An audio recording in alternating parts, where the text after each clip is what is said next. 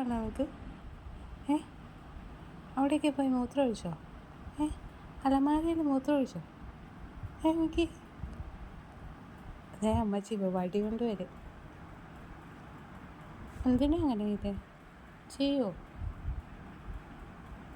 കള്ള ഉറക്കമാണ്. ഇതേ വരുന്നത് അമ്മച്ചി. അമ്മ മിക്ക എണീറ്റ്, മിക്കയുടെ ഉറക്കം തീർന്ന്.